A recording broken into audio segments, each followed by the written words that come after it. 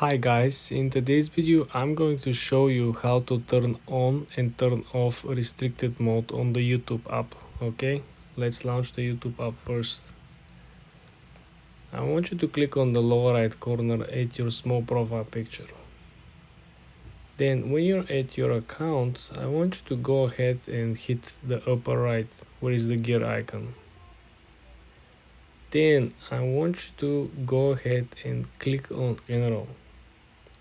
Over here you will see that there is an option restricted mode. You can turn this on, you can turn this off.